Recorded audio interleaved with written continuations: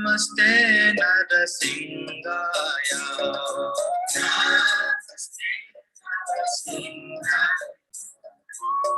Namaste Narasingaya. Narasingaya. Daladaine.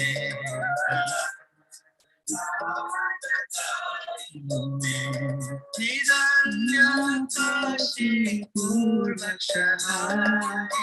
Niranyakashi Purvakshaha. Shilakankanathalaye. Shilakankanathalaye. Ito Narsinga Parato Narsinga. Narsinga Parato Narsinga. Yato yami tato Narsinga. Yato yami tato Narsinga. Narsinga Hridaye Narsinga. Narsinga Hridaye Narsinga. Narsingamadin Sharanam Prapade. Narsingamadin Sharanam Prapade. Narsingamadin Sharanam Prapade. Narsingamadin Sharanam Prapade. Sabakar Kamal Vare Natham Adhuta Shringa. Dalita Hiranyakashipu Anupinga. Keshavadvita Narahari Rupa. Jai Jagadish Hare. Jai Jagadish Hare. Jai Jagadish Hare. Kamala Vare Natham Adhuta Shringa. Dalita Hiranyakashipu Anupinga. Keshavadvita Narahari Rupa. Jai Jagadish Hare. Jai Jagadish Hare. Jai Jagadish Hare. Sabakara Kamal Vare Natham Adhuta Shringa. Dalita Hiranyakashipu Anupinga. Keshavadvita Narahari Rupa. Jaya Jagadish Hare. Jaya Jagadish Hare. Jaya Jagadish Hare. Avakara Kamala Vare Natham Adhuta Shringa. Dalita Hiranyakashipu Anupinga. Keshavadvita Narahari Rupa. Jai Jagadish Hare.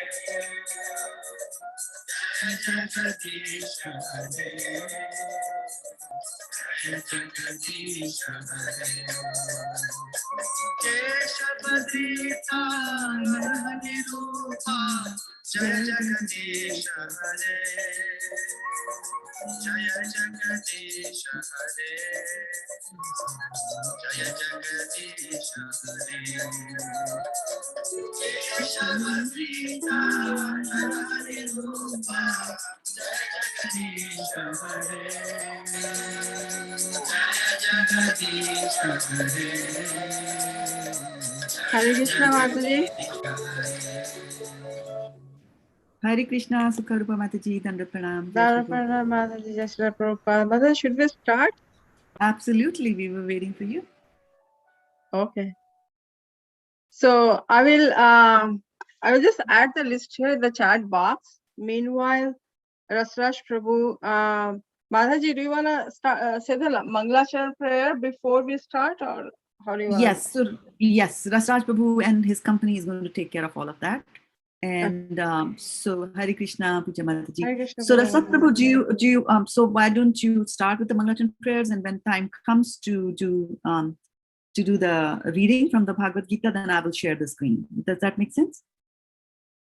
Rasat Prabhu? You are speaking on mute. Sorry. Yeah, Tejas will start, Mataji. I was on mute. Yeah. Yeah. And yeah. Yes, he can definitely. Yeah. Yeah. So maybe Tejas will read 20 texts, and then Puja Okay. Mataji, rest I will read it. Right. So that We'll way. read, and then we need the Mangalachan prayers first. Yes, Also, right? Mangalachan. Start with the Tejas. Should I start? Okay. Whenever you So, say. yes, and Shukarupa, I wanted to also announce the names of the people. Just wondering when we should do that. Hare Yeah. Krishna Mataji. I've got this Yes, Srila Mataji, Prabhupada. please go ahead. Please go ahead. Yeah. And all those of you who are not reading, if you can please mute yourself. Okay. And then so that we don't have, we are recording this conference. So at some point, I'd like to announce the names. There are quite a few, 35 names there. So Karuba Mataji, we should do that twice during the session today. Okay. So let me know whenever you want me to do that. And without much ado, we'll get going. Mataji, yeah, before the Mangalachan prayer or after the Mangalachan prayer, anything is fine. If you want to do that right now or after the Mangalachan prayer, I mean, we should start. Okay, we should do at least twice. You said, right? So twice. Okay, so let me do that, because then I can, let people know. Yeah, so yes, Hare please. Krishna, dear devotees, please accept my humble obeisances. All glories to Srila Prabhupada. And we have assembled here today to recite the translations of the entire Bhagavad Gita, and with the idea of increasing the vibrations on this planet Earth, which is right now going through the throes of COVID. Quite a few of us have lost their near and dear ones, and quite a few of us have them in the hospitals fighting with COVID. So I would also like to thank everybody who has volunteered to read from the Bhagavad Gita for us. And we do plan to continue this recitation over the next days as well, till COVID is lasting or till we are lasting. And so these prayers are definitely for everybody on this planet, every Jiva soul on this planet, but there were some who had specifically requested these prayers. And so I'm just going to read out their names. It's a long list, so just bear with me. So we have Aditi Somani for her brother Raghav Sharma, sister-in-law Diksha Sharma and the family, Lakshmi Sharma for the whole family, Sugopi Soumya for Pankaj Angri Prabhu who left the body, and Bibi Govinda Swami Maharaj. And up till now, all the others are fighting with COVID. Meera Jamna Das wants these prayers for the general peace for her daughter Karishma. Ankita Das Mataji is for praying for Manasi Mahapatra, Vaishak Mahapatra, and Shriji Mataji who are fighting with COVID, and as well as for His Grace Pankaj Angri Prabhu. Neeral and Khyati are praying for Asha Shah, who is Neeral's mommy, Betled in Gujarat, India, who left her body. So for her safe passage back to Godhead, as well as for Jigyasu Shah, Neeral Prabhu's cousin in New York, who also left his body. Neeral and Khyati are also praying for Hital and Hiren Thakkar in Mumbai, India, who's fighting with COVID. Suloika and Sonia, the two sisters, are praying for the safe passage back to Godhead for their father, Jayadayal Kuchiala, and also for the quick recovery for their mother, Raj Kuchiala, who's fighting with COVID. Rohini Mataji is praying for Bibi Govinda Swami Maharaj, who's fighting with COVID, as well as Pankaj Angri Prabhu, who left for his transcendental abode.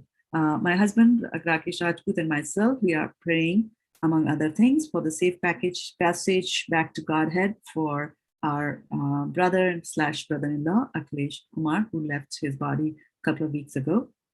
So Devi Saki Devi Dasi Mataji is praying for Kalavati, wife of her paternal uncle, M.K. Nagaraju, who left her body. So Devi Saki Devi Dasi is also praying for Mohan Mohini Mataji's mother, father, and brother for their safe passage also. And Sudevi Sakhi Devi Dasi Mataji is also praying for Paramatma Prabhu's family members in India who are fighting with COVID. Nam Swaran Das Prabhu is praying for his parents, Jagdish Bhatt and Tara Bhatt, who have been diagnosed with COVID. Shyam Kumari Devi Dasi and Deen Gopal. Shyam Kumari is the newly wedded wife of my nephew, Deen Gopal Das. Shyam Kumari Mataji's father, Sridhar Krishna Das, is fighting COVID in the Bhaktivedanta Thakur Hospital in Mumbai. He's in the IC unit, so we are praying for his quick recovery. And Rakesh Prabhu and myself also join for the prayers for His Grace Sri Har Krishnadas Prabhu. Chitra Shravanam Mataji is praying for her parents, Chidambaram and Rukmani, who are fighting with COVID. Dheer Madhavi Dasi from Minnesota is also praying for her father, Virendra Kumar, mother Shraddha-devi, and family members in India, who are all fighting with COVID. Priyanka Kurukshetra's parents are affected by COVID, and she's praying for the father, Rajesh Kurukshetra, and mother, Chetna Kurukshetra. We have Archana praying for her friend, Vipin Fibin's mother, Manu Sharma, who left her body recently. And I'm also praying for Anand Vrindavan Mataji's dad and niece who are fighting with COVID. And Sudevi Sakhi Devi Dasi is also praying for Kalpana Goswami in Navadvip, who is hospitalized and needs prayers for quick recovery. I'm also praying for my cousin Shiv Prasad and his family who are also fighting with COVID. Amita Rani, Sutri Priya is praying for her mother-in-law Amita Rani, who left her body due to cerebral stroke. So they're praying for the smooth passage of the soul. Shivanist Prabhu lost his father recently, Pavan Kumar Gulati. So we're praying for the smooth passage of the departed soul. And he's also praying for Kiran Gulati, Ramakant, his other relatives, Kiran Gulati, Ramakant, and Ayush Sehgal, who are also fighting with COVID. Kiran Gulati is his dear mother. And Simi Taneja Mataji is praying for the safe package of her father, Kuldeep Chandra Bhadia, whose 1 year ceremony is, now, Barsi is now. Sudevi Sakhi Devi Dasi is praying for Balbir Singh Pachori, who's fighting with COVID. And she's also praying for Urmila Upadhyay, Urmila Devi Shringi, and Ramakrishna Shringi, who all left for the next abode. So she's praying for the safe passage for them. And Renu Abhyadika Dasi Mataji is praying for her grandfather, Tanka Raj Raut, and mother Anurag, who are also fighting with COVID. Yashoda Vatsal Das and Venu Pani Dasi are also asking for prayers. I think they are still halfway through doing the entry there. So I've just called out their names here. So while we are chanting, all of us, and we are some are chanting and most of us are going to listen to it. So please keep the welfare of every Jiva soul, and especially for these that are listed here in your mind. Hare Krishna Mataji, sorry, this is Shamalangi. I also included my Buaji's name because she's fighting at an old age. So, please requesting all devotees to include her in our prayers as well. Definitely. And Anima Upadhyay. So what I'll do is I'll take this link. I think it might be helpful. I'll take this link and I'll post it in the chat for this so that you can put names here. So that then they will get used over and over again whenever we are praying, right? So put names here. I'm going to put that. And yeah. And then one more request came here, right? Pooja, Rasraj Prabhu is saying Pooja Mati's uncle passed away, right? And also Rasraj Das Prabhu's Buaji passed away recently. Yeah, so we are also going to pray for them.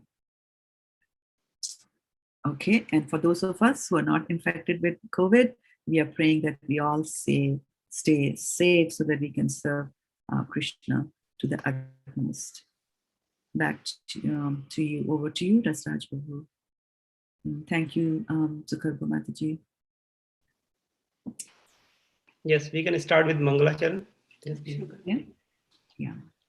Om Agyantimirandhasya Jnananjana Shalakaya Chakshurunmilitam Yena Tasmai Shri Guruve Namaha Shri Chaitanya Manobhishtam Sthapitam Yena Bhutale Swayam Rupa Kadamahyam Tadati Swapadantikam Vandeham Shri Guru Shri Yutapada Kamalam Shri Gurun Vaishnavamscha Shri Rupam Sagrajatam Sahagana Raghunathanvitam Tam Sajivam Sadvaitam Savadhutam Parijana Sahitam Krishna Chaitanya Devam Shri Radha Krishna Padan Sahagana Lalita Shri Vishakhanvitamscha He Krishna Karuna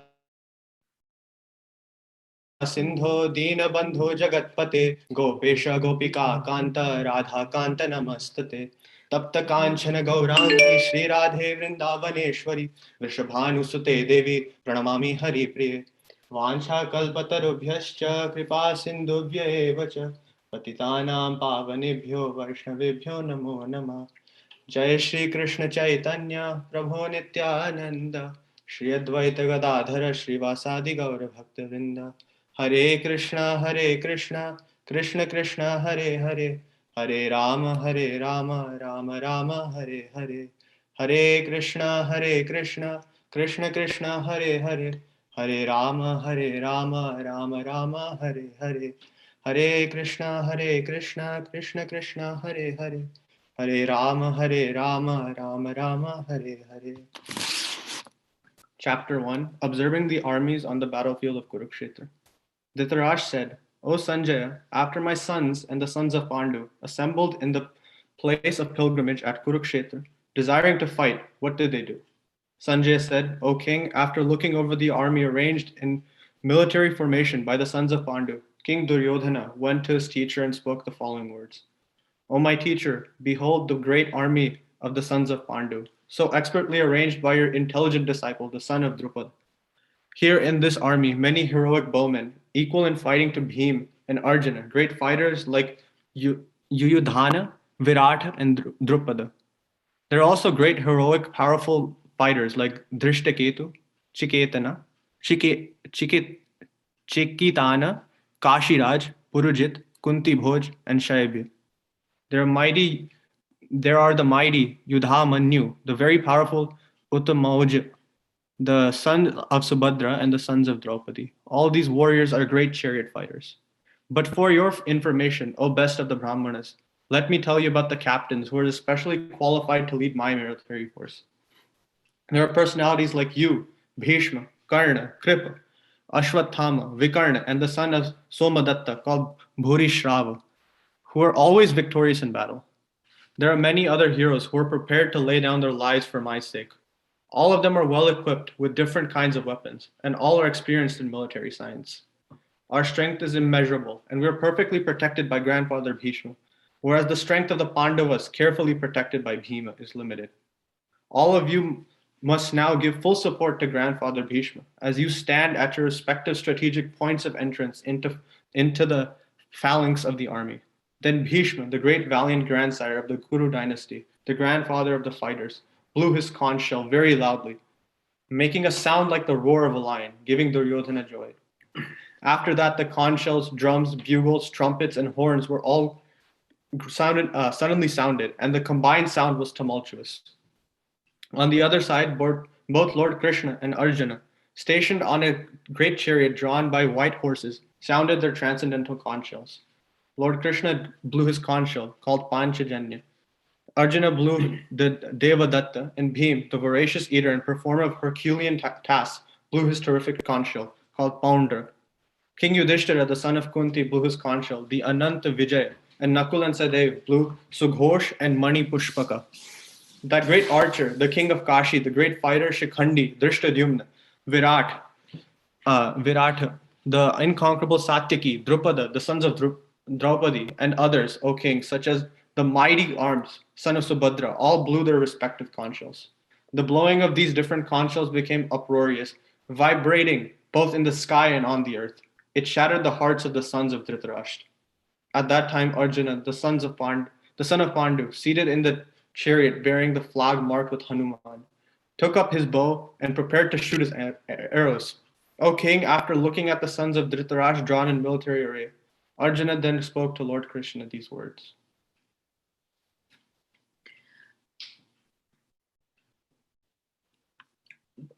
Arjuna said, O infallible one, please draw my chariot between the two armies so that I may see those present here who desire to fight and with whom I must contend in this great trial of arms. Let me see those who have come here to fight, wishing to please the ever-minded of Dhritarashtra. Sanjaya said, O descent of Bharata, having thus been addressed by Arjuna, Lord Krishna drew up the fine chariot in midst of the armies of both parties. In the presence of Bhishma, Drona, and all the other chieftains of the world, the Lord said, just behold, Parth, all the Kurus assembled here.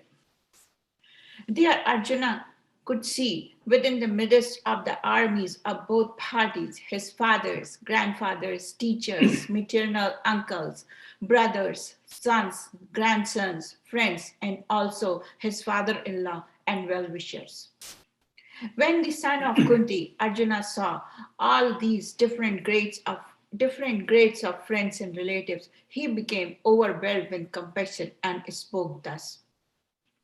Arjuna said, "Oh dear Krishna, seeing my friends and relatives present before me in such a fighting spirit, I feel the limbs of my body quivering and my mouth drying up. My whole body is trembling, my hair is standing on end, and how Gandiva is slipping from my hand and my skin is burning. Now I am unable to stand here any longer. I am forgetting myself and my mind is reeling. I see only causes of misfortune. O Krishna, killer of Kasi demon." I do not see how any good can come for killing my own kingdom in these battles. Nor can I see my dear Krishna desire any subsequent victory, kingdom, or happiness. O Govinda, of what avails to us are the kingdom, happiness, or even life itself when all those for whom we may desire them are now arrayed on this battlefield. O Madhusudana, when teachers, fathers, sons, grandfather, maternal uncles, father-in-law, grandsons, brother-in-law, and other relatives are ready to give up their lives and properties and are standing before me, why should I wish to kill them, even though they might otherwise kill me?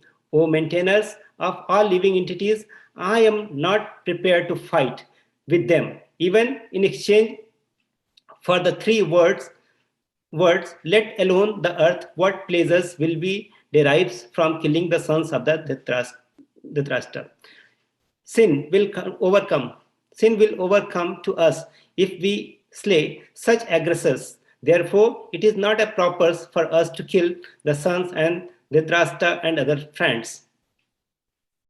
What should we again, O Krishna, husband of the goddess of fortunes, and how could we be happy by killing our own kingdom? O Janardana, although these men, their hearts overtaken by greed, see no fault in killing one's family or quarreling with friends. Why should we, who can see the crimes in destroying a family, engage in these acts of the sin? With the destruction of the dynasty and eternal family tradition is the vanquished, and thus the rest of the family becomes involved into the irreligions. When the irreligions is prominent in the family, O Krishna, the women of the family becomes polluted and from The degradation. What is that? And from degradation okay. of womanhood, descent of Vrishni, comes unwanted progeny. Text 41. At an increase of the unwanted population certainly cause hellish life both from the family and for those who destroy the family traditions. The ancestors of such corrupt families fell down because of the performance for offering them food and waters are entirely stopped by the evil deeds of those who destroy the family traditions and thus gives rise to the unwanted children's and kind of communities project and family welfare activities are devastated. O Krishna, maintainer of the people, I have heard by disciplic succession that those whose family traditions are destroyed dwell away in the hell. Alas, how strange is it is that we are preparing to commit greatly sinful act, driven by the desire of the enjoy royal happiness. We are intent on the killing our own kingdom. Better for me if the sons of Dhritarashtra, weapons in hand, were to kill me, unarmed or unresisting on the battlefield. Sanjaya said, Arjuna, having thus spoken on the battlefield, cast aside his own bow and arrow and sat down on the chariot, his mind overwhelmed with the grief. ओम तत्सित श्रीमद् भगवद गीता सुपनिषत्सु ब्रह्म विद्याय योग शास्त्रे श्री कृष्ण अर्जुन संवादे विषाद योग नाम प्रथम अध्याय.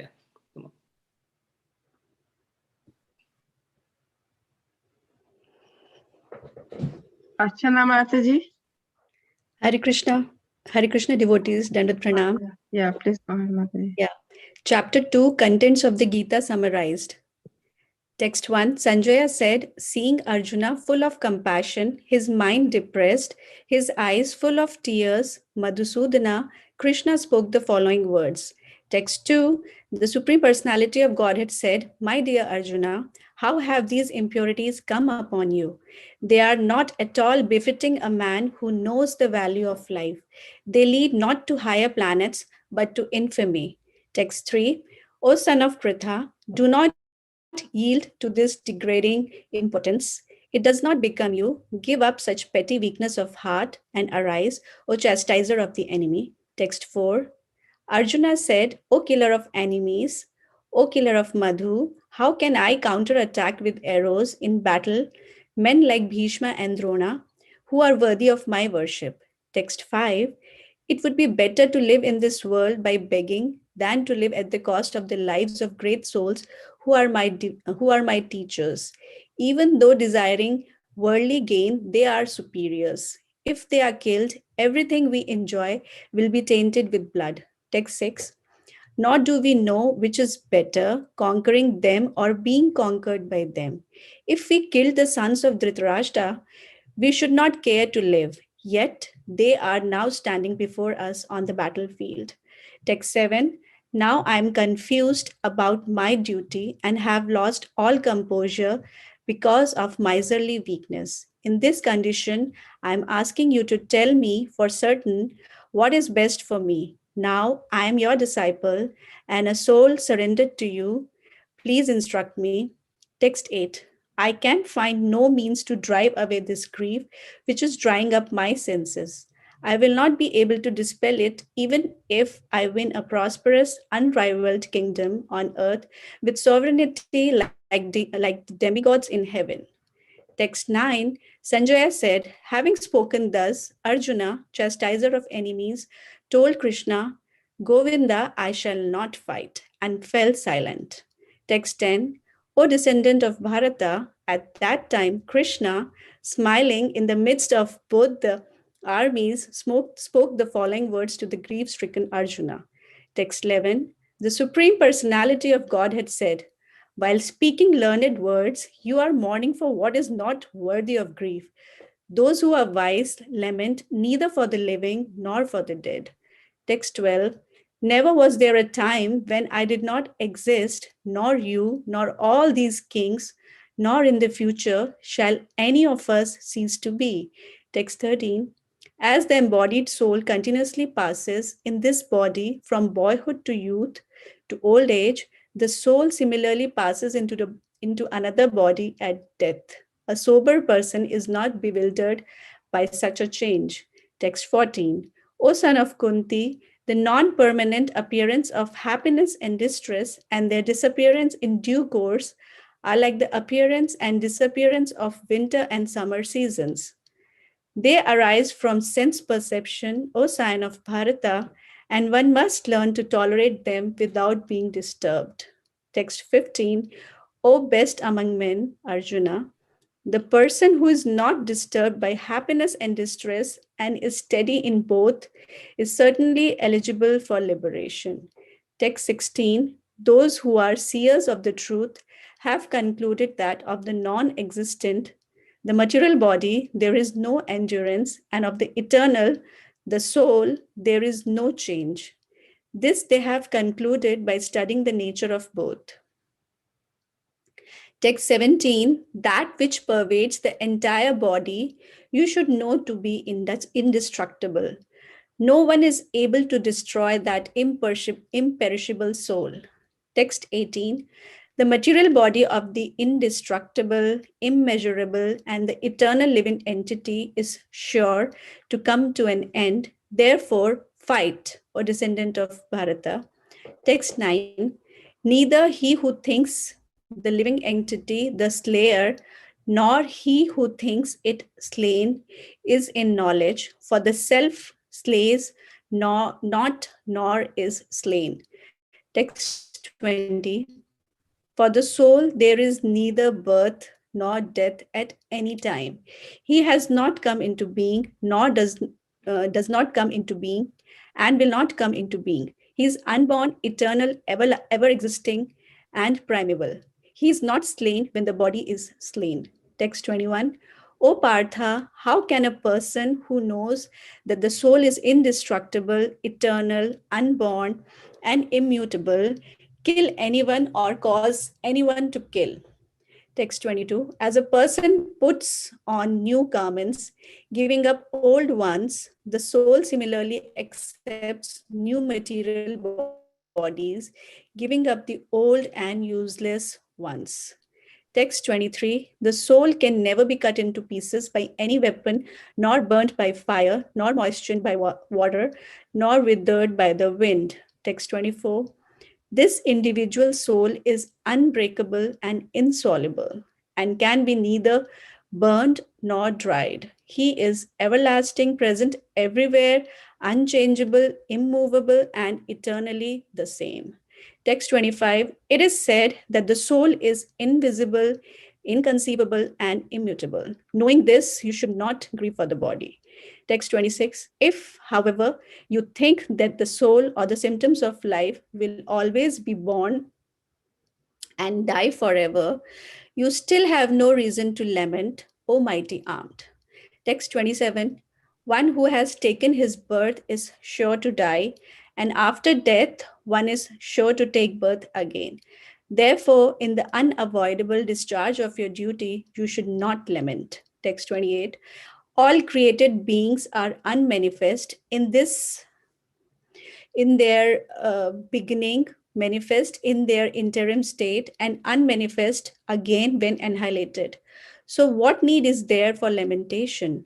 Text 29. Some look on the soul as amazing, some describe him as amazing, and some hear of him as amazing, while others, even after hearing about him, cannot understand him at all.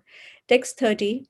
O descendant of Bharata, he who dwells in the body can never be slain. Therefore, you need not grieve for any living being.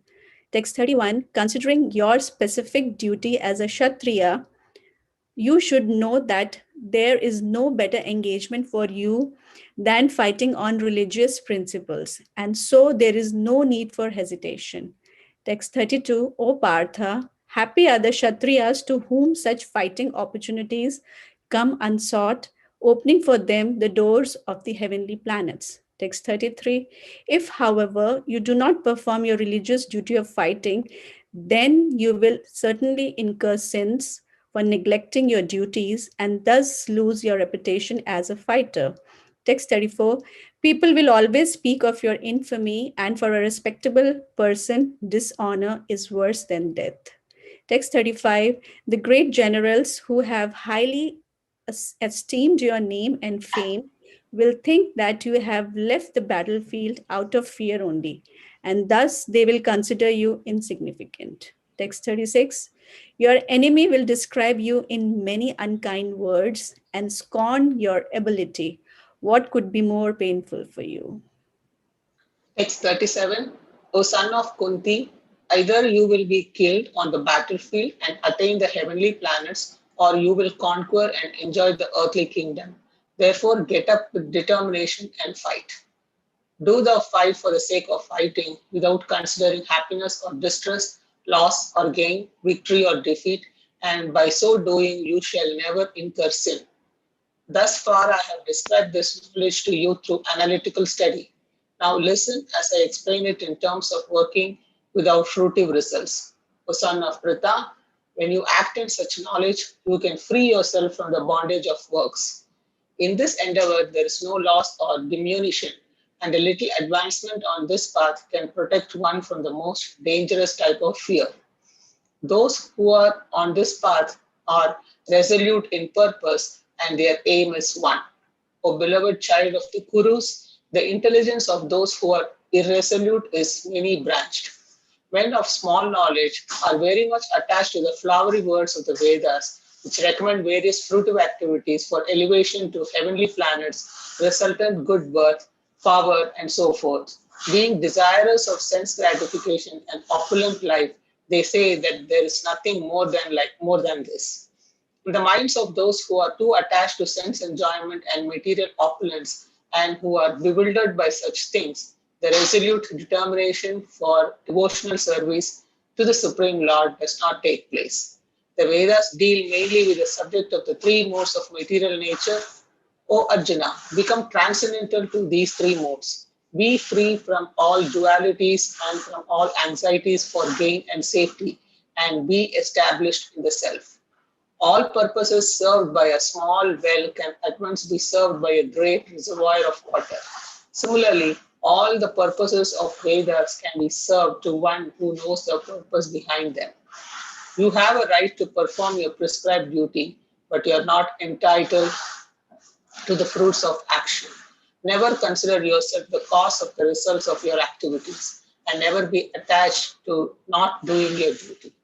Perform your duty equipoised, O Arjuna, abandoning all attachment to success or failure.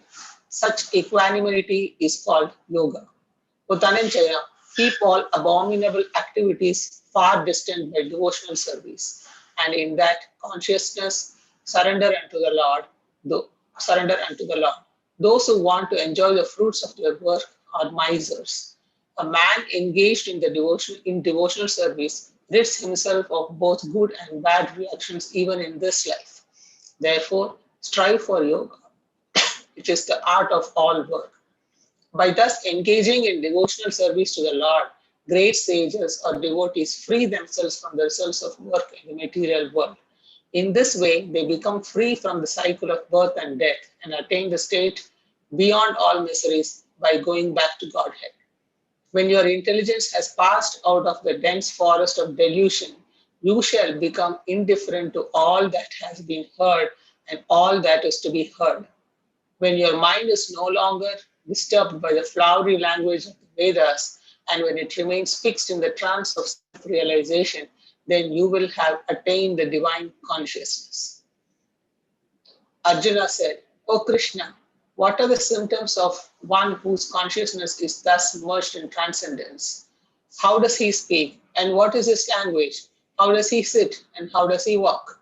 The Supreme Personality of Godhead said, O Partha, when a man gives up all varieties of desire for sense gratification, which arise from mental concoction, and when his mind, thus purified, finds satisfaction in the self alone, then he is said to be in pure transcendental consciousness. One who is not disturbed in mind, even amidst the threefold miseries, or elated when there is happiness, and who is free from attachment, fear, and anger, is called a sage of steady mind. In the material world, one who is unaffected by whatever good or evil he may obtain, neither praising it or despising it, is firmly fixed in perfect knowledge. One who is able to withdraw his senses from sense objects, as the tortoise draws its limbs within the shell, is firmly fixed in perfect consciousness. Though the embodied soul may be restricted from sense enjoyment, the taste for sense objects remains. But ceasing such engagements by experiencing a higher taste, he is fixed in consciousness. The senses are so strong and impetuous, O Arjuna, that they forcibly carry away the mind even of a man of discrimination who is endeavoring to control them.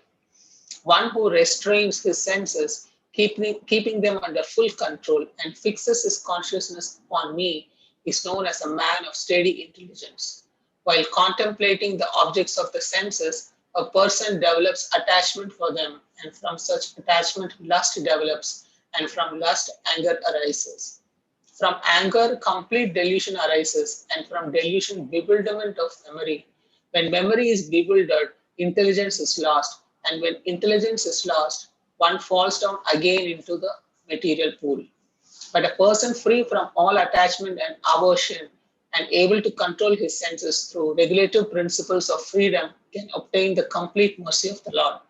For one thus satisfied in Krishna consciousness, The threefold miseries of material existence exist no longer. In such satisfied consciousness, one's intelligence is soon well established. One who is not connected with the Supreme in Krishna consciousness can have neither transcendental intelligence nor a steady mind, without which there is no possibility of peace. And how can there be any happiness without peace? As a strong wind sweeps away a boat on the water, even one of the objects is certainly of steady intelligence. What is night for all beings is the time of awakening for the self-control, and the time of awakening for all beings is night for the introspective stage. A person who is not disturbed by the incessant flow of desires that enter like rivers into the ocean, which is ever being filled but is always still, can alone achieve peace, and not the man who strives to satisfy such desires. A person who has given up all desires for sense gratification, who lives free from desires, who has given up all sense of proprietorship and is devoid of false ego, he alone can attain real peace. That is the way of the spiritual and godly life, after attaining which a man is not bewildered. If one is thus situated, even at the hour of death, one can enter into the kingdom of God. Om Tat Sat iti Srimad Bhagavatam Gita Upanishadsu Brahma Vidyayam Yoga Shastre Shri Krishna Arjuna Samvade Arjuna Vishada Yogo Nama Pratamodhyaya. Hare Krishna. Thank you.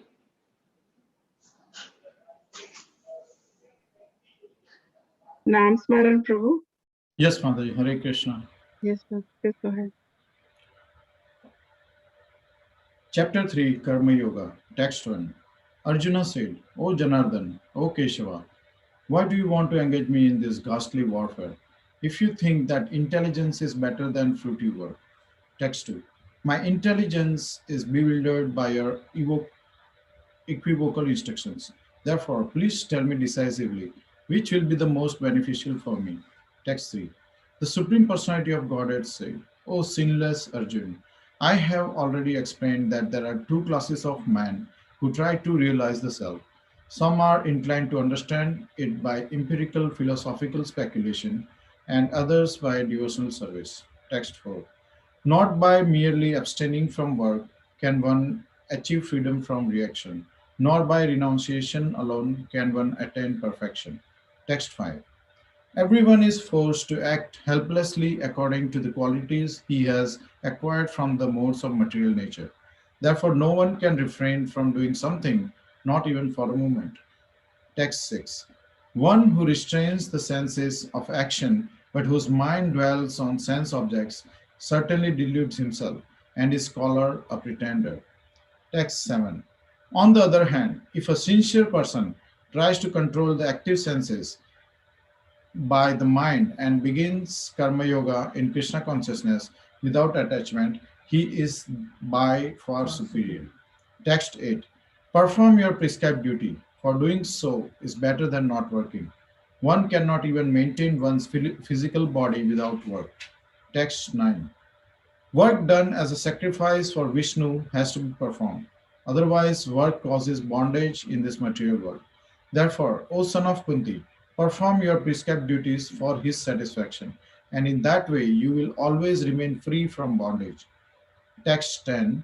In the beginning of creation, the Lord of all creatures sent forth generations of man and demigods along with sacrifices for Vishnu, and blessed them by saying, Be thou happy by this yajna, sacrifice, because its performance will bestow upon you everything desirable for living happily and achieving liberation. Text 11. The demigods, being pleased by sacrifices, will also please you, and thus by cooperation between man and demigods, prosperity will reign for all. Text 12. In charge of the various necessities of life, the demigods, being satisfied by the performance of yajna, sacrifice, will supply all necessities to you. But he who enjoys such gifts without offering them to the demigods in return is certainly a thief. Text 13. The devotees of the Lord are released from all kinds of sins because they eat food which is offered first for sacrifice. Others who prepare food for personal sense enjoyment verily eat only sin. Text 14. All living bodies subsist on food grains, which are produced from rains. Rains are produced by performance of yagna, sacrifice, and yagna is born of prescribed duties. Text 15. Regulated activities are prescribed in the Vedas, and the Vedas are directly manifested from the Supreme Personality of Godhead. Consequently, the all-pervading transcendence is eternally situated in acts of sacrifice. Text 16. My dear Arjun, one who does not follow in human life the cycle of sacrifice thus established by the Vedas certainly leads a life full of sin. Living only for the satisfaction of the senses, such a person lives in vain. Text 17. But for one who takes pleasure in the self, whose human life is one of self-realization, and who is satisfied in the self only, fully satiated, for him there is no duty. Text 18. A self-realized man has no purpose to fulfill in the discharge of his prescribed duties, nor has he nor has he any reason not to perform such work, nor has he any need to depend on any other living being. Text 19. Therefore, without being attached to the fruits of activities, one should act as a matter of duty, for by working without attachment, one attains the supreme. Text 20. Kings such as Janaka attain perfection solely by performance of prescribed duties. Therefore, just for the sake of educating the people in general, you should perform your work. Text 21. Whatever action a great man performs, common men follow. And whatever standards he sets by exemplary acts, all the world pursues. Text 22. O son of Prutha, there is no work prescribed for me within all the three planetary systems, nor am I in want of anything, nor have I a need to obtain anything, and yet I am engaged in prescribed duties. Text 23. For if I ever fail to engage in carefully performing prescribed duties, O Parth, certainly all men would follow my path. Text 24. If I did not perform prescribed duties, all these worlds would be put to ruination. I would be the cause of creating unwanted population, and I would therefore destroy the peace of all living beings. Text 25. As the ignorant perform their duties with attachment to results, the learned may similarly act, but without attachment, for the sake of leading people on the right path. Text 26.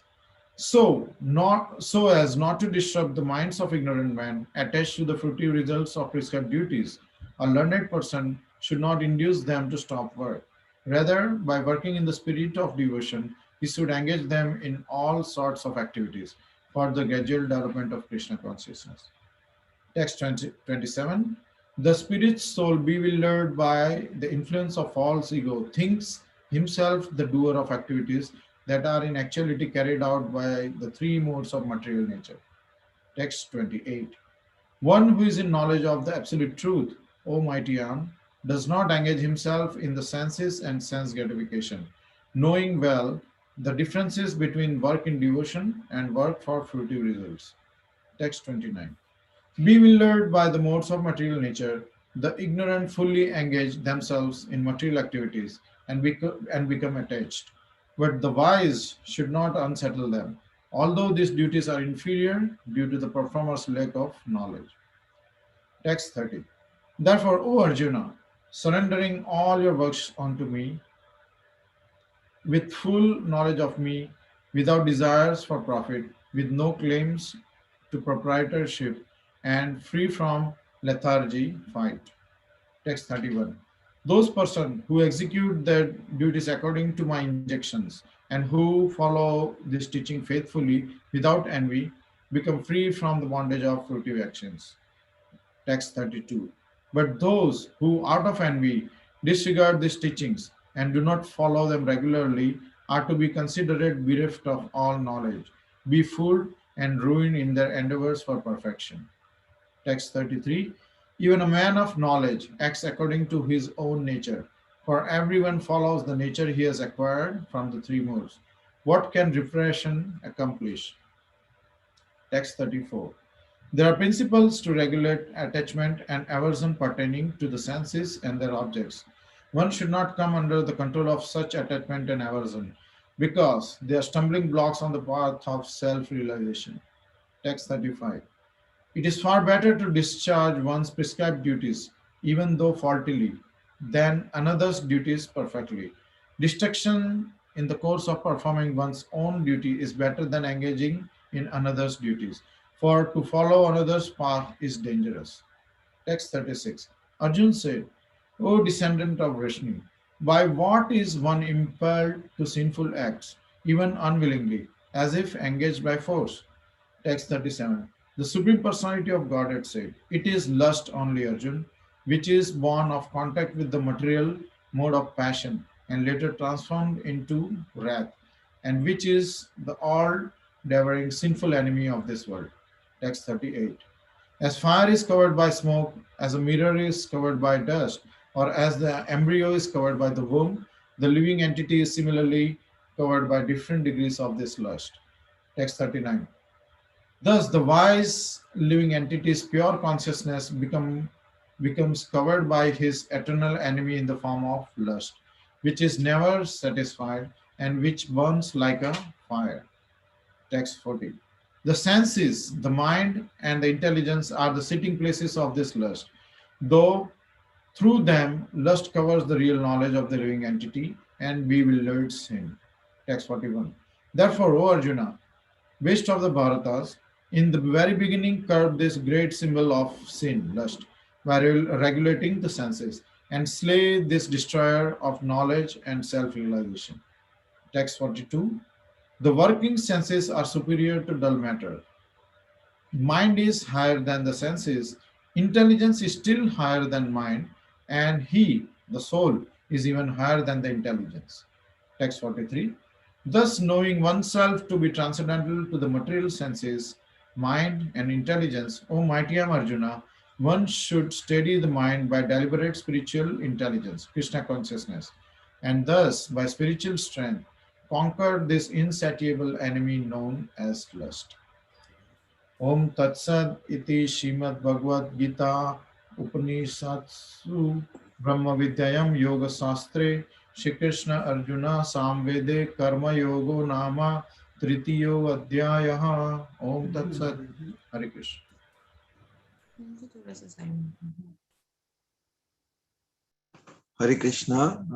Hare Krishna devotees. Chapter 4, Transcendental Knowledge.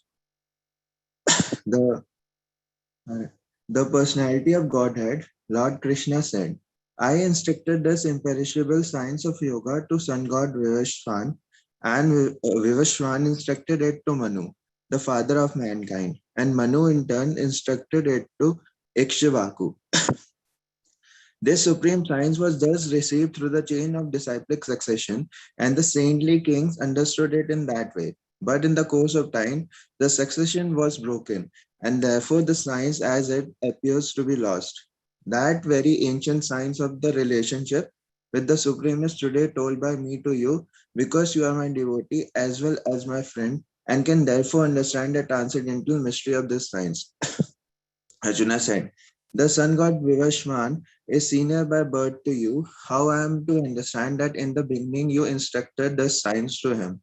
The personality of God had said, many, many births both you and I have passed. I can remember all of them, but you cannot, O subduer of the enemy.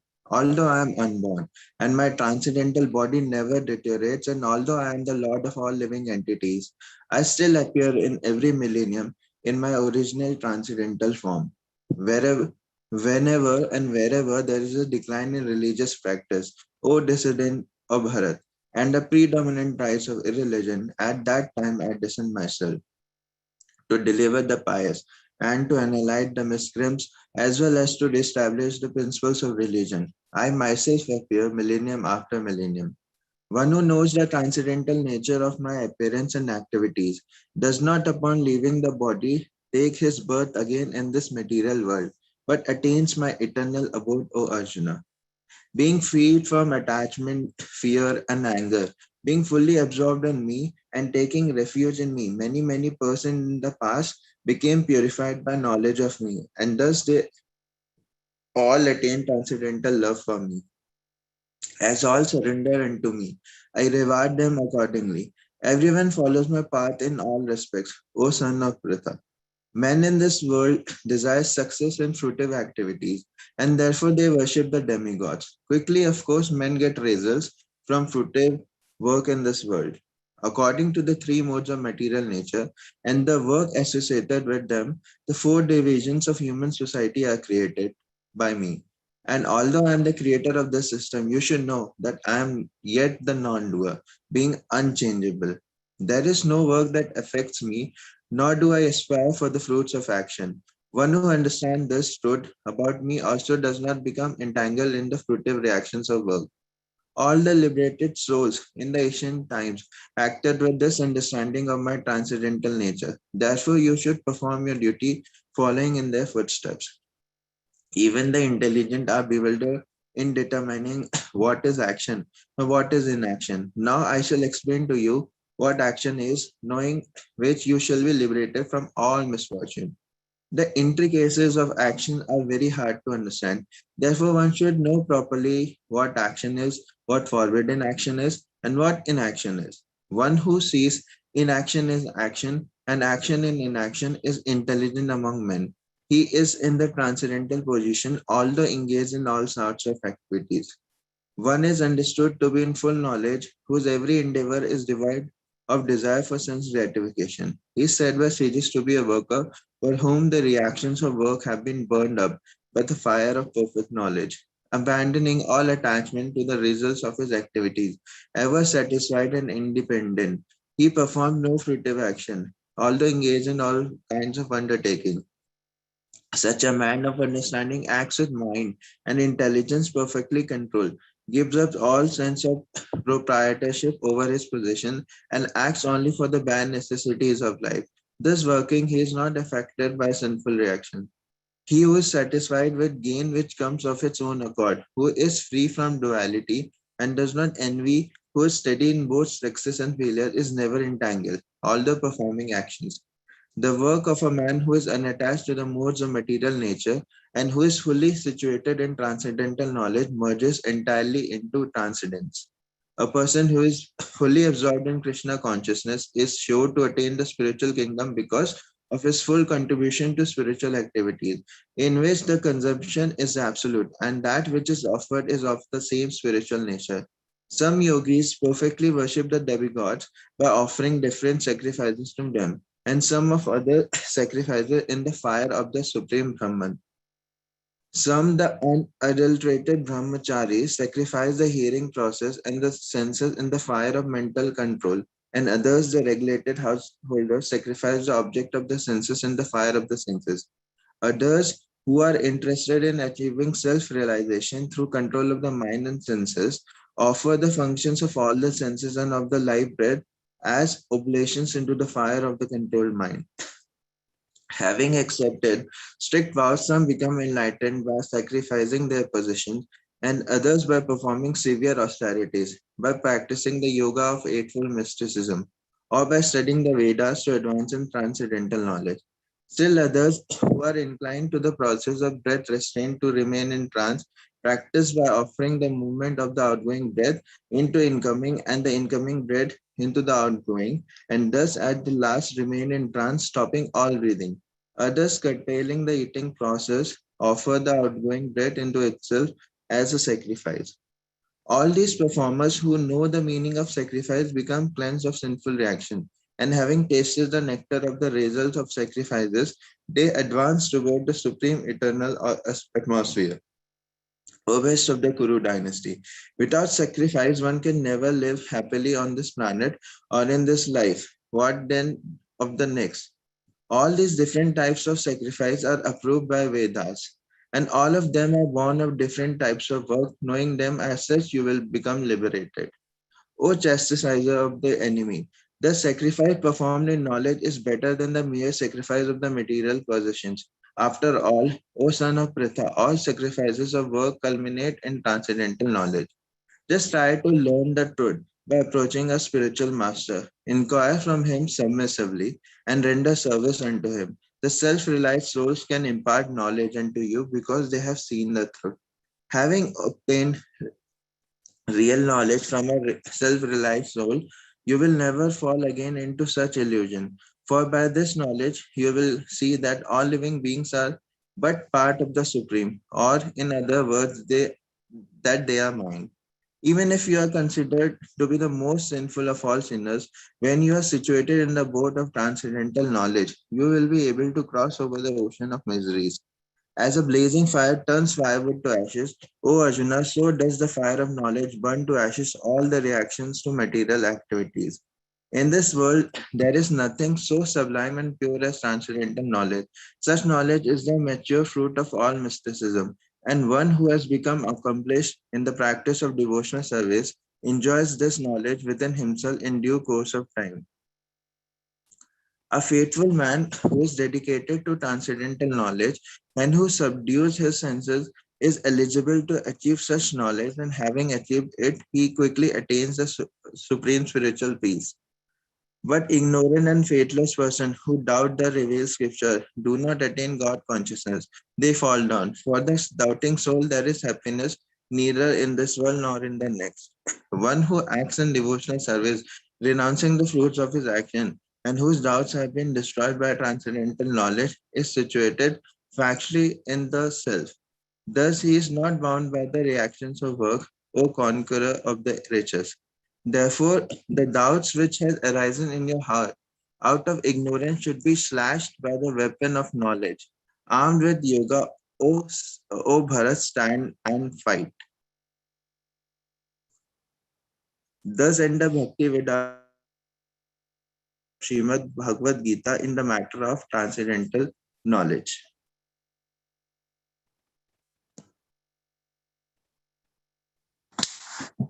Om Tat Sat iti Srimad Bhagavad Gita Su Upanishatsu Brahma Vidyayam Yoga Shastre Shri Krishna Arjuna Samvade Jnana Yoga Nama Chaturtho Adhyaya Hari Om. Chapter 5. Chapter 5, Karma Yoga, Action in Krishna Consciousness. Arjuna said, O Krishna, first of all, you asked me to renounce work, and then again you recommend work with devotion. Now, will you kindly tell me definitely which of the two is more beneficial? The personality of Godhead replied, the renunciation of work and work in devotion are both good for liberation, but of the two, work in devotional service is better than renunciation of work. One who neither hates nor desires the fruits of his activities is known to be always renounced. Such a person, free from all dualities, easily overcomes material bondage and is completely liberated, O mighty armed Arjuna. Only the ignorant speak of devotional service, karma yoga, as different from the analytical study of the material world, Sankhya. Those who are actually learned say that he who applies himself well to one of these paths achieves the results of both. One who knows that the position reached by means of analytical study can also be attained by devotional service, and who therefore sees analytical study and devotional service to be on the same level, sees things as they are. Merely renouncing all activities yet not engaging in the devotional service of the Lord cannot make one happy. But a thoughtful person engaged in devotional service can achieve the supreme without delay. One who works in devotion, who is a pure soul and who controls his mind and senses, is dear to everyone and everyone is dear to him. Though always working, such a man is never entangled. A person in the divine consciousness, although engaged in seeing, hearing, touching, smelling, eating, moving about, sleeping and breathing, always knows within himself that he actually does nothing at all. Because while speaking, evacuating, receiving, or opening or closing his eyes, he always knows that the only material senses are engaged with their objects and that he is aloof from them. One who performs his duty without attachment, surrendering the results unto the Supreme Lord, is unaffected by sinful action, as the lotus leaf is untouched by water.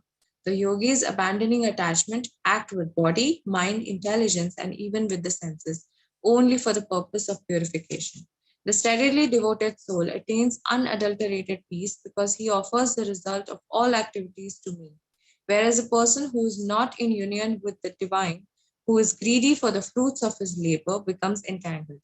When the embodied living beings controls his nature and mentally renounces all actions, he resides happily in the city of nine gates, the material body, neither working nor causing work to be done.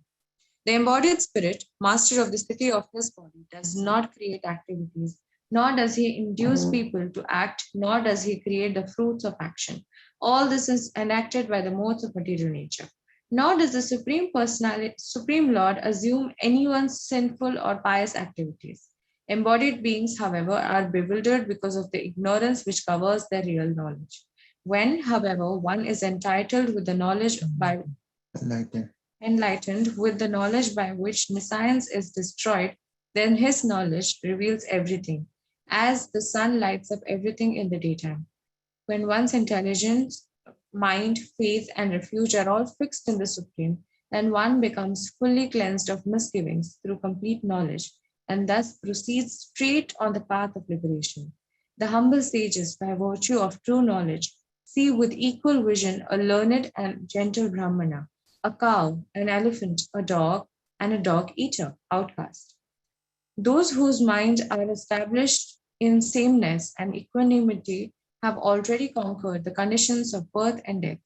They are flawless like Brahman, and thus they are already situated in Brahman.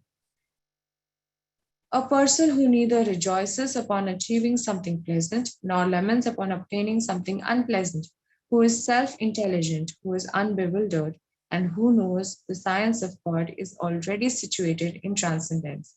Such a liberated person is not attracted to material sense pleasure, but is always in trance, enjoying the pleasure within. In this way, the self-realized person enjoys unlimited happiness for he concentrates on the Supreme. An intelligent person does not take part in the sources of misery which are due to contact with the material senses.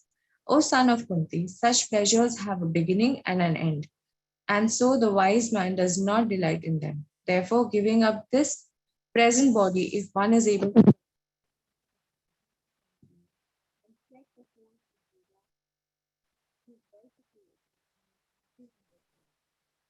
Hare Krishna Mataji, we are not able to hear you. Can you please check your volume? Okay. Yeah, I think it's very low. The volume is very low.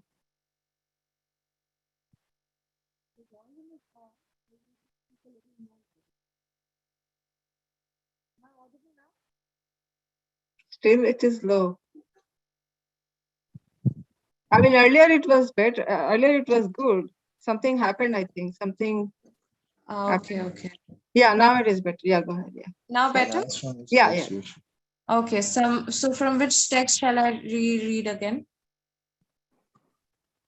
Where did you stop? I think 23. 24 I stopped. Start from 23, Shama. Start from 23.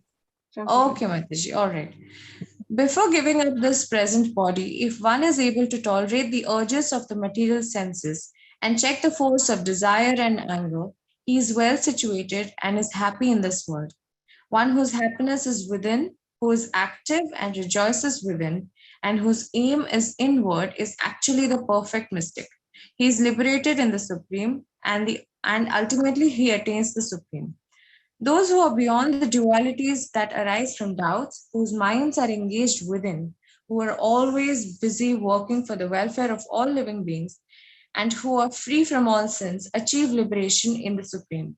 Those who are free from anger and all material desires, who are self-realized, self-disciplined, and constantly enduring for perfection, are assured of liberation in the Supreme in the very near future. Shutting out all external sense objects, keeping the eyes and vision concentrated between the two eyebrows, suspending the inward and outward breathing within the nostrils, and thus controlling the mind, senses, and intelligence, the transcendentalist aiming at liberation becomes free from desire, fear, and anger. One who is always in this state is certainly liberated. a person in full consciousness of me, knowing me to be the ultimate benefactor of all sacrifices and austerities, the supreme lord of all planets and demigods, and the benefactor and well-wisher of all living entities, attains peace from the pangs of material miseries. Thus end the Bhaktivedanta purports translations to the 5th chapter of Srimad Bhagavad-gita in the matter of Karma Yoga or action in Krishna consciousness.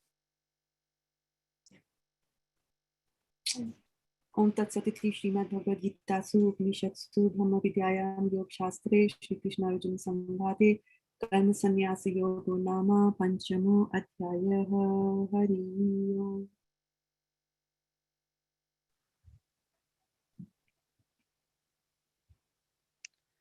Chapter 6, Dhyana Yoga. The Supreme Personality of Godhead said, "One who is unattached to the fruits of his work and who works as he is obligated is in the renounced order of life. And he is the true mystic, not he who lights no fire and performs no duty." What is called renunciation you should know to be the same as yoga, or linking oneself with the Supreme, O son of Pandu. For one can never become a yogi unless he renounces the desire for sense gratification. For one who is a neophyte in the Eightfold Yoga system, work is said to be the means, and for one who is already elevated in yoga, cessation of all material activities is said to be the means. A person is said to be elevated in yoga when, having renounced all material desires, he neither acts for sense gratification nor engages in fruitive activities. One must deliver himself with the help of his mind and not degrade himself. The mind is the friend of the conditioned soul and his enemy as well. For him who has conquered the mind is the best of friends. But for one who has failed to do so, his mind will remain the greatest enemy. For one who has conquered the mind, the supersoul is already reached, for he has attained tranquility. To such a man, happiness and distress, heat and cold, honor and dishonor are all the same. A person is said to be established in self-realization and is called a yogi or mystic when he is fully satisfied by virtue of acquired knowledge and realization. Such a person is situated in transcendence and is self-controlled. He sees everything, whether it be pebbles, stones, or gold, as the same. A person is considered still further advanced when he regards honest well-wishers, affectionate benefactors, the neutral, mediators, the envious, friends and enemies, the pious and the sinners, all with an equal mind. A transcendentalist should always engage his body, mind, and self in relationship with the Supreme. He should live alone in a secluded place and should always carefully control his mind. He should be free from desires and feelings of possessiveness. To practice yoga, one should go to a secluded place and should lay kusha grass on the ground and then cover it with a deer skin and a soft cloth. The seat should neither be too high nor too low and should be situated in a sacred place. The yogis should then sit on it very firmly and practice yoga to purify the heart by controlling his mind, senses, and activities and fixing the mind on one point. One should hold one's body, neck, and head erect in a straight line and stare steadily at the tip of the nose. Thus, with an unagitated, subdued mind, devoid of fear, completely free from sex life, one should meditate upon me within the heart and make me the ultimate goal of life. Thus, practicing constant control of the body, mind, and activities, that mystic transcendentalist, his mind regulated, attains to the kingdom of God, or the abode of Krishna, by cessation of material existence. There is no possibility of one's becoming a yogi, O Arjun, if one eats too much or eats too little, sleeps too much or does not sleep enough. He who is regulated in his habits of eating, sleeping, recreation, and work can mitigate all material pains by practicing the yoga system. When the yogi, by practice of yoga, disciplines his mental activities and becomes situated in transcendence, devoid of all material desires, he is said to be well established in yoga. As a lamp in a windless place does not waver, so the transcendentalist, whose mind is controlled, remains always steady in his meditation on the transcendent self. In the stage of perfection called trance or samadhi, one's mind is completely restrained from material mental activities by practice of yoga. This perfection is characterized by one's ability to see the self by the pure mind and to relish and rejoice in the self. In that joyous state, one is situated in boundless transcendental happiness, realized through transcendental senses. Established thus, one never departs from the truth, and upon gaining this, he thinks there is no greater gain. Being situated in such a position, one is never shaken, even in the midst of greatest difficulty. This indeed is actual freedom from all miseries arising from material contact. One should engage oneself in the practice of yoga with determination and faith and not be deviated from the path. One should abandon without exception all material desires born of mental speculation and thus control all the senses on all sides by the mind. Gradually, step by step, one should become situated in trance by means of intelligence sustained by full conviction, and thus the mind should be fixed on the self alone and should think of nothing else. From wherever the mind wanders due to its flickering and unsteady nature, one must certainly withdraw it and bring it back under the control of the self. The yogi whose mind is fixed on me verily attains the highest perfection of transcendental happiness. He is beyond the mode of passion. He realizes his qualitative identity with the Supreme, and thus he is freed from all reactions to past deeds. Thus, the self controlled yogi, constantly engaged in yoga practice, becomes free from all material contamination and achieves the highest stage of perfect happiness in transcendental loving service to the Lord. A true yogi observes me in all beings and also sees every being in me. Indeed, the self realized person sees me, the same Supreme Lord, everywhere. For one who sees me everywhere and sees everything in me, I am never lost, nor is he ever lost to me. Such a yogi who engages in the worshipful service of the Supersoul, knowing that I and the Supersoul are one, all, remains always in me in all circumstances.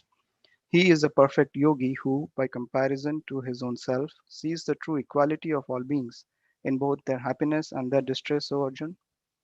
Arjuna said, O Madhusudan, the system of yoga that which you have summarized appears impractical and unendurable to me, for the mind is restless and unsteady. The mind is restless, turbulent, obstinate, and very strong, O Krishna, and to subdue it, I think, is more difficult than controlling the wind. Lord Krishna said, O mighty armed son of Kunti, it is undoubtedly very difficult to curb the restless mind, but it is possible by suitable practice and by detachment. For one whose mind is unbridled, self-realization is difficult work, but he whose mind is controlled and who strives by appropriate means is assured of success. That is my opinion. Arjuna said, O Krishna, what is the destination of the unsuccessful transcendentalist who in the beginning takes to the process of self-realization with faith, but who later desists due to worldly mindedness and thus does not attain perfection in mysticism? O mighty Krishna, does not such a man who is bewildered from the path of transcendence fall away from both spiritual and material success and perish like a riven cloud with no position in any sphere? This is my doubt, O Krishna, and I ask you to dispel it completely. But for you, no one is to be found who can destroy this doubt. The Supreme Personality of Godhead said, Son of Pritha, a transcendentalist engaged in auspicious activities does not meet with destruction either in this world or in the spiritual world. One who does good, my friend, is never overcome by evil.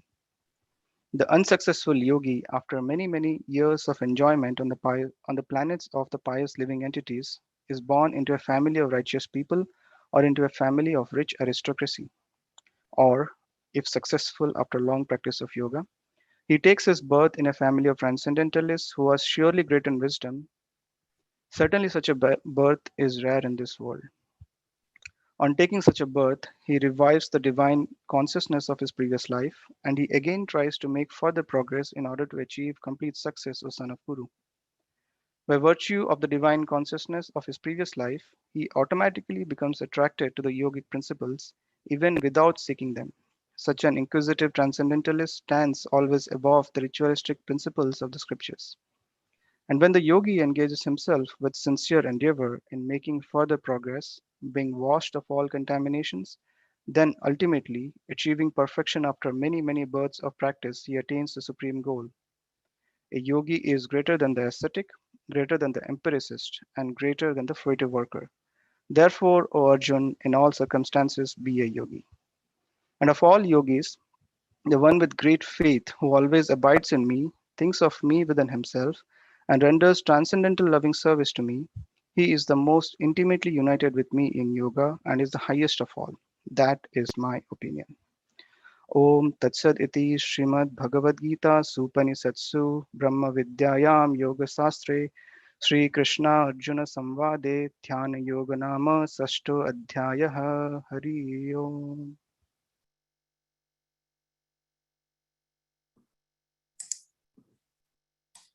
Chapter 7 Knowledge of the Absolute. The Supreme Personality of Godhead said, "Now hear, O son of Pritha, how by practicing yoga in full consciousness of me, with mind attached to me, you can know me in full, free from doubt. I shall now declare unto you in this full knowledge, both phenomenal and numinous. This being known, nothing further shall remain for you to know. Out of many thousands among men, one may endeavor for perfection, and those who have achieved perfection, hardly one knows me in truth. Earth, water, fire, air, ether, mind, intelligence, and false ego, altogether, these 8 constitute my separated material energies. Besides these, O mighty armed Arjuna, there is another, superior energy of mine, which compromises the living entities who are exploiting the resources of this material inferior nature. All created beings have their source in these 2 natures. Of all that is material and all that is spiritual in this world, know for certain that I am both the origin and the dissolution. O conqueror of wealth, there is no truth superior to me. Everything rests upon me, as pearls are strung on a thread. O son of Kunti, I am the taste of water, the light of the sun and the moon, the syllable Om in the Vedic mantras. I am the sound in ether and ability in man. I am the original fragrance of the earth, and I am the heat in fire. I am the life of all that lives, and I am the penances of all ascetics. O son of Pritha, know that I am the original seed of all existences, the intelligence of the intelligent, and the prowess of all powerful men.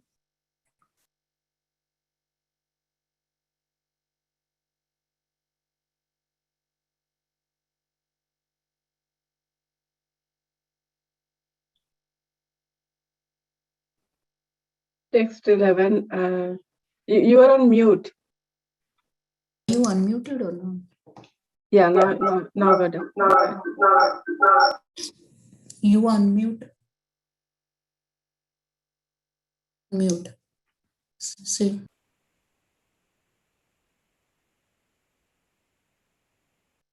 Shruti Priya, you are on mute again. Yeah, go ahead now. Yeah, now this is good. Go ahead now. I am the strength of the strong, devoid of passion and desire. I am sex life, which is contrary to religious principles, O Lord of the Bharatas, Arjuna. Know that all states of being, be they of goodness, passion, or ignorance, are manifested by my energy. I am in one sense everything, but I am independent. I am not under the modes of material nature, for they, on the contrary, are within me. Deluded by the 3 modes, goodness, passion, and ignorance, the whole world does not know me, who am above the modes and inexhaustible. This divine energy of mine, consisting of the 3 modes of material nature, is difficult to overcome, but those who have surrendered unto me can easily cross beyond it. Those miscreants who are grossly foolish, who are lowest among mankind, whose knowledge is stolen by illusion, and who partake of the atheistic nature of demons, do not surrender unto me. O best among the Bharatas, 4 kinds of pious men begin to render devotional service unto me: the distressed, the desirer of wealth, the inquisitive, and he who is searching for knowledge of the Absolute. Of these, the one who is in full knowledge and who is always engaged in pure devotional service is the best. For I am very dear to him, and he is dear to me. All these devotees are undoubtedly magnanimous souls, but he who is situated in knowledge of me, I consider to be just like my own self. Being engaged in my devotional service, he is sure to attain me, the highest and most perfect goal.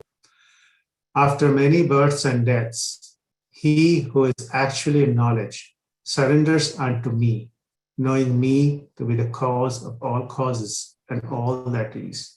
Such a great soul is very rare. Those whose intelligence has been stolen by material desires surrender unto demigods and follow the particular rules and regulations of worship according to their own natures. Text 21. I am in everyone's heart as the super soul. As soon as one desires to worship some demigod, I make his faith steady so that he can devote himself to that particular deity. Endowed with such a faith, he endeavors to worship a particular demigod and obtains his desires. But in actuality, these benefits are bestowed by me alone. Men of small intelligence worship the demigods, and their fruits are limited and temporary. Those who worship the demigods go to the planets of the demigods, but my devotees ultimately reach my supreme planet. Unintelligent men who do not know me perfectly think that I, the Supreme Personality of Godhead, Krishna, was impersonal before and have now assumed this personality. Due to their small knowledge, they do not know my higher nature, which is imperishable and supreme. I am never manifest to the foolish and unintelligent. For them, I am covered by my internal potency, and therefore they do not know that I am unborn and infallible. O Arjuna, as the Supreme Personality of Godhead, I know everything that has happened in the past, all that is happening in the present, and all things that are yet to come. I also know all living entities, but me no one knows. O scion of Bharata, O conqueror of the foe, all living entities are born into delusion, bewildered by dualities arisen from desire and hate. Persons who have acted piously in previous lives and in this life and whose sinful actions are completely eradicated are freed from the dualities of delusion, and they engage themselves in my service with determination. Intelligent persons who are endeavoring for liberation from old age and death take refuge in me in devotional service.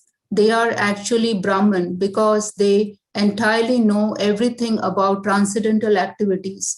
Those in full consciousness of me who know me, the Supreme Lord, to be the governing principle of the material manifestation of the demigods and of all methods of sacrifice can understand and know me, the Supreme Personality of Godhead, even at the time of death. Om Tat Sat Iti Srimad Bhagavad-gita Su Upanishadsu Brahma Vidyayam Yoga Shastre Sri Krishna Arjuna Samvade Jnana Vijnana Yogo Nama Saptamo Dhyayaha.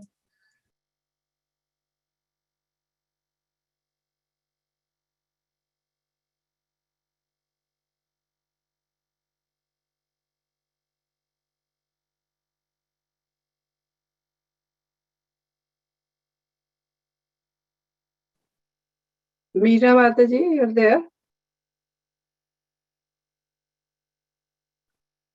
Hare Krishna. Hare Krishna, Meera Mataji, are you there? You're on mute, Mataji.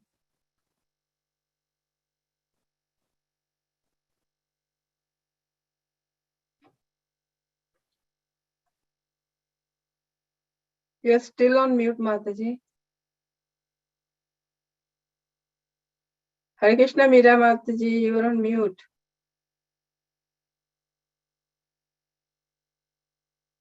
I think she's typing something to us. She's having some difficulty unmuting herself. Oh, okay. Yeah. The way she's looking down. I think she's reading. She looks like she's reading. Yeah. Well, she can't hear us. Oh, maybe she has some problem. She has texted. Yeah, she has texted something on WhatsApp. Oh, so she has some problem. Okay. So Girdhar, do you want to read chapter 8?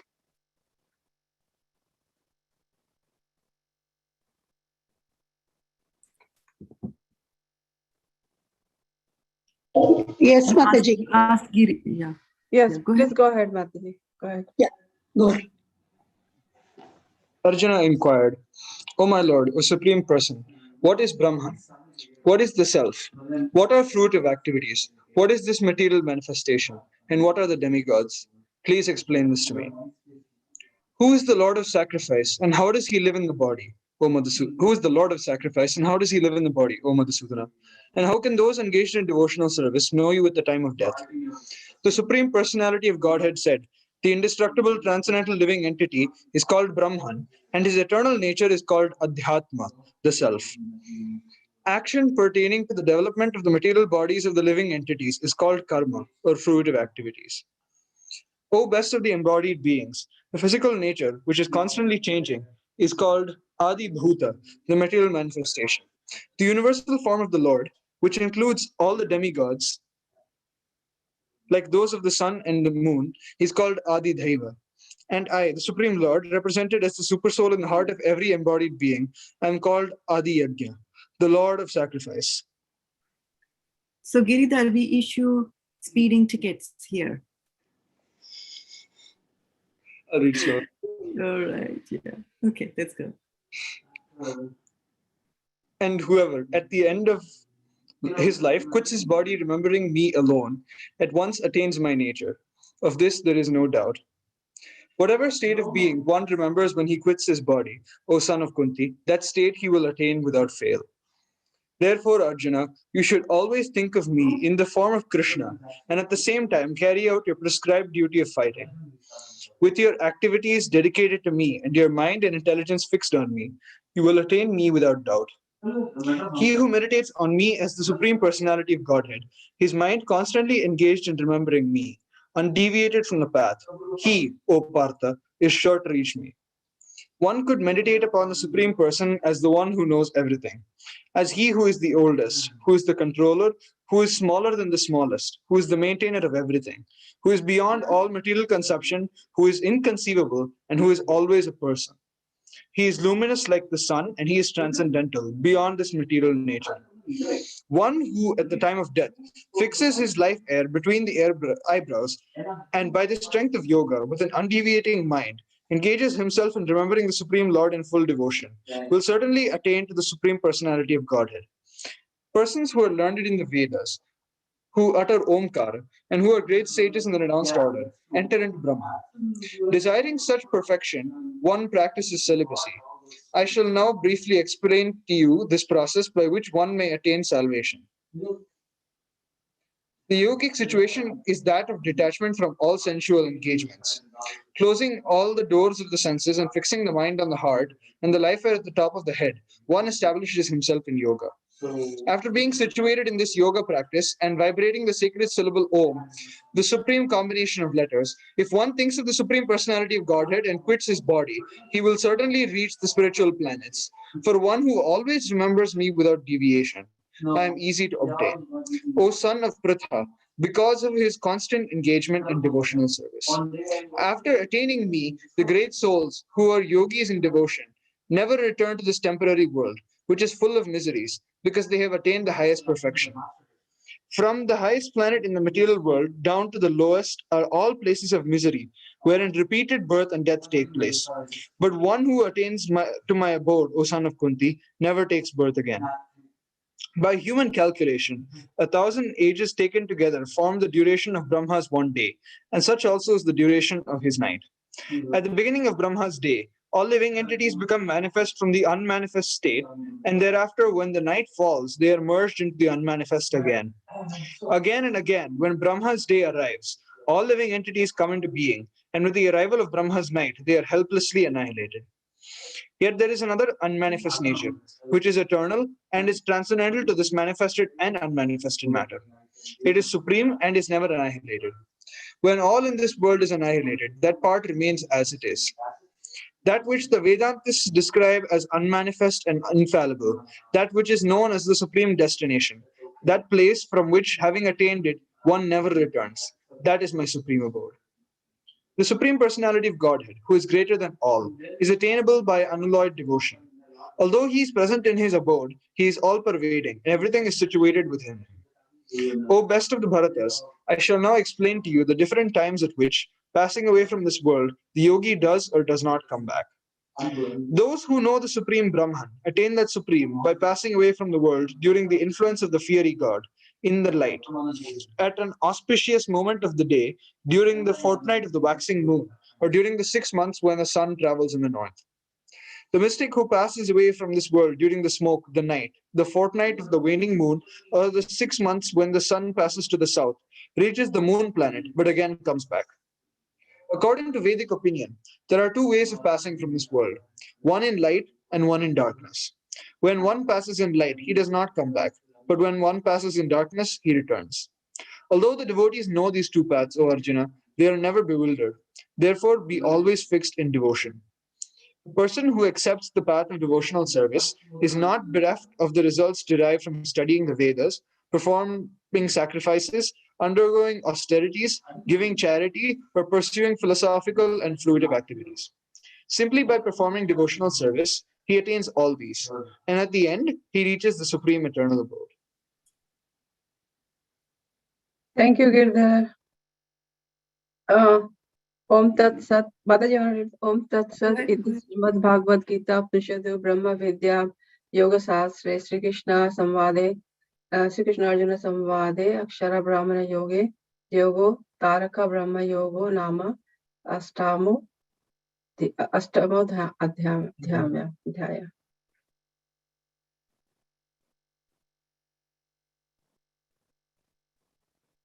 Hare Krishna, Chapter 9, The Most Confidential Knowledge.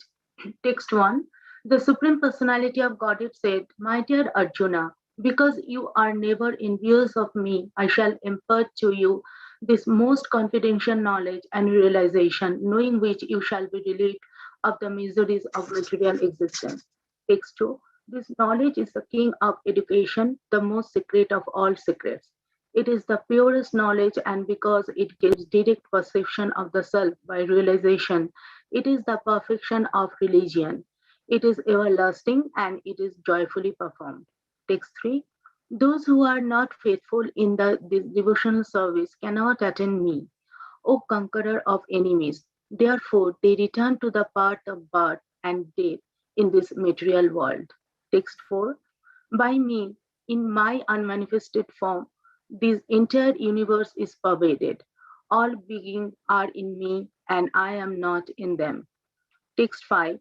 And yet, everything that is created does not rest in me. Behold my mystic opulence.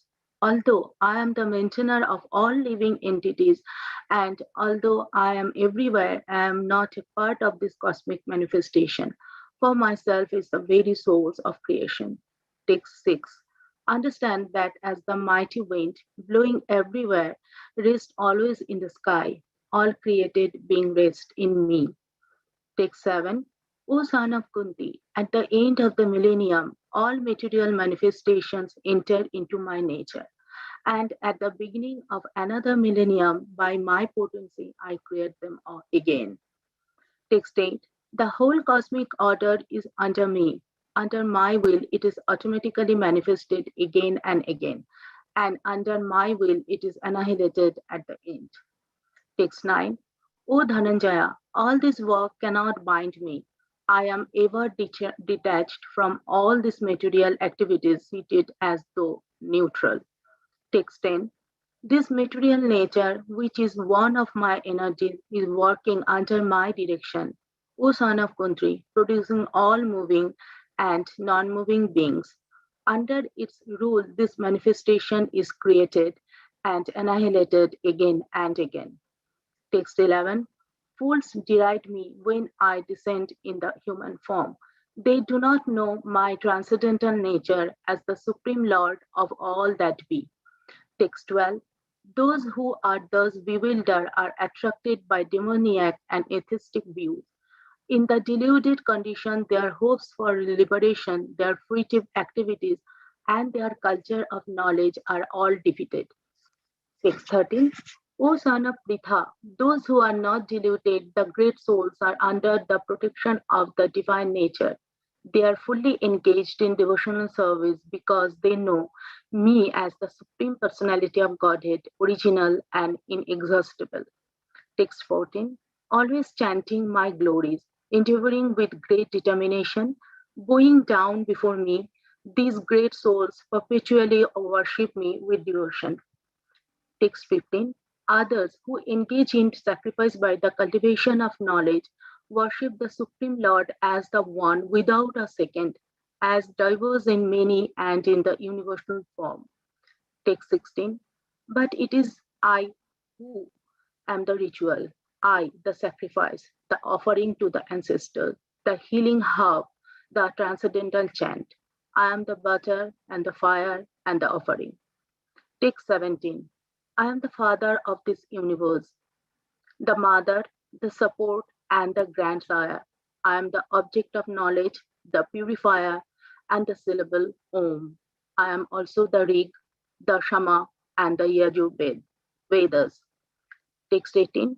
I am the goal, the sustainer, the master, the witness, the abode, the refuge, and the most dear friend. I am the creation and the annihilation, the basis of everything, the resting place, and the eternal seed. Text 19. O Arjuna, I give heat, I withhold and send forth the rain. I am immortality and I am also death personified. Both spirit and matter are in me. Text 20. Those who study the Vedas and drink the Soma juice, seeking the heavenly planets, worship me indirectly. Purified of sinful reactions, they take birth on the pious heavenly planet of Indra, where they enjoy godly delights. Text 21.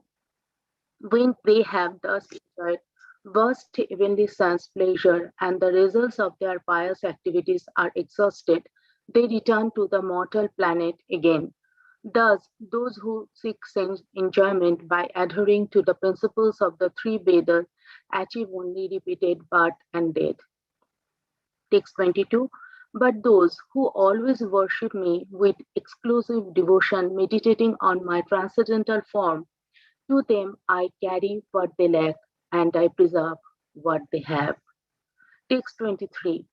Those who are devotees of other gods and who worship them with faith actually worship only me, O son of Kunti, but they do so in a wrong way. Text 24. I am the only enjoyer and master of all sacrifices. Therefore, those who do not recognize my true transcendental nature fall down. Text 25. Those who worship the demigods will take birth among the demigods. Those who worship the ancestors go to the ancestors, and those who worship ghosts and spirit will take birth among such beings, and those who worship me will live with me. Text 26.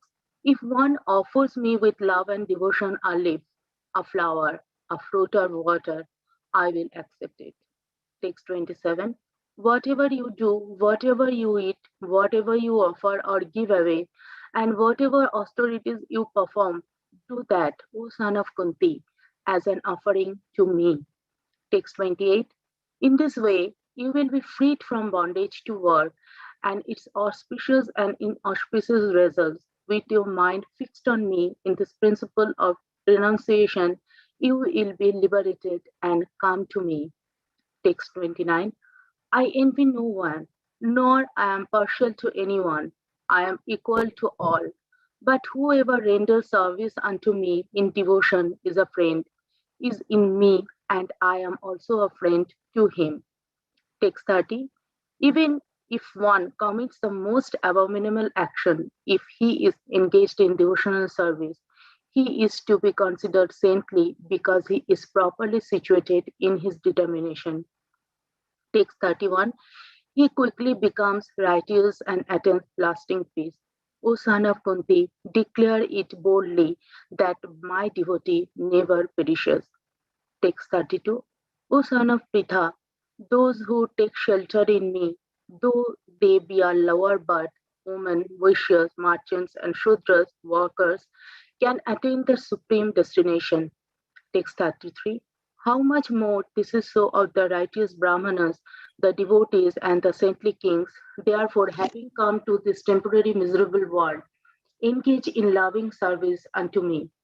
Text 34. Engage your mind always in thinking of me. Become my devotee, offer obeisances to me, and worship me.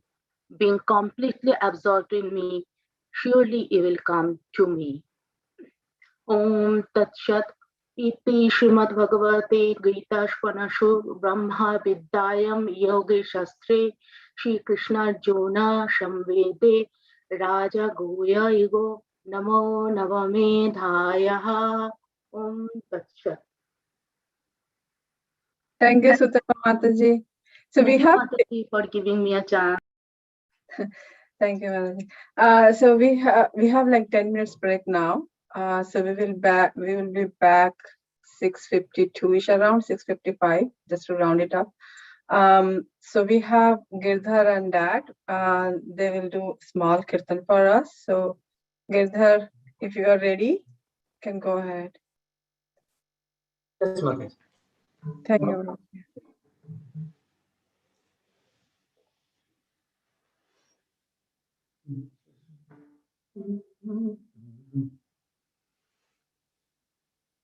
Govinda Madhava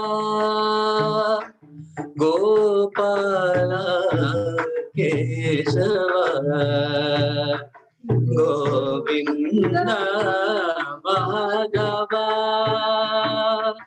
Gopala Kesava Govinda Madhava Gopala Keshava Govinda Madhava Gopala Keshava Nanda Mukunda Nanda Govinda Radhe Gopala Jaya Nanda Mukunda Nanda Govinda Radhe Gopala Jaya Nanda Mukunda Nanda Govinda Radhe Gopala Jaya Nanda Mukunda Nanda Govinda Radhe Gopala Giridhari Giridhari Jaya Radhe Gopala Giridhari Giridhari Jaya Radhe Gopala Giridhari Giridhari Jaya Radhe Gopala Giridhari Giridhari Jaya Radhe Gopala Ganashyama Shama Shama Sundara Radhe Gopala Ganashyama Shama Shama Sundara Radhe Gopala Ganashyama Shama Shama Sundara Radhe Gopala Ganashyama Shama Shama Sundara Radhe Gopala Mukunda Nanda Govinda Radhe Gopala Nanda Mukunda Nanda Govinda Radhe Gopala Jai Jai Nanda Mukunda Nanda Govinda Radhe Gopala Jaya Nanda Mukunda Nanda Govinda Radhe Gopala Jaya Nanda Mukunda Nanda Govinda Radhe Gopala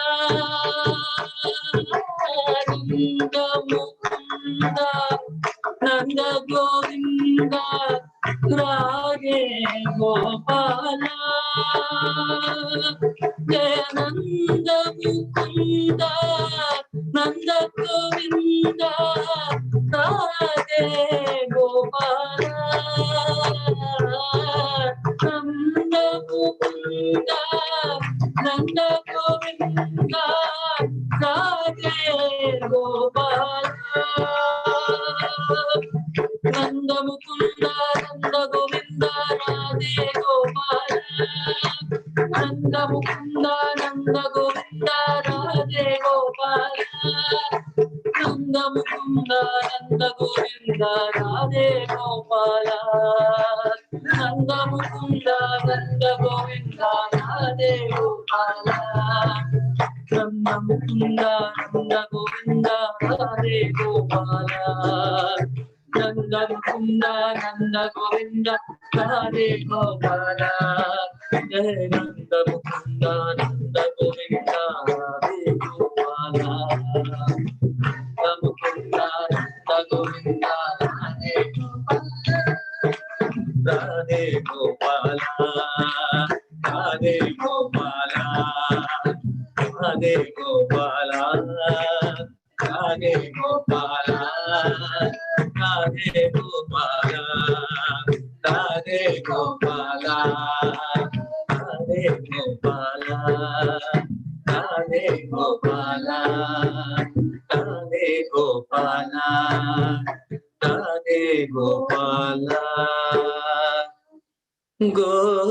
Govinda Madhava Gopala Keshava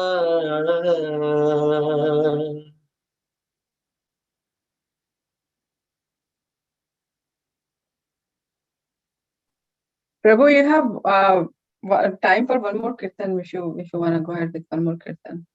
Sure, Mataji. Yeah.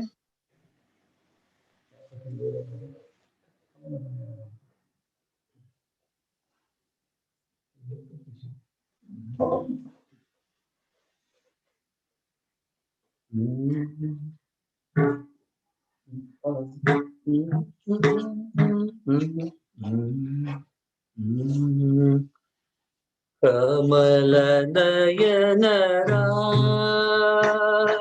Vimala Charana Kamala Nayana Vimala Charana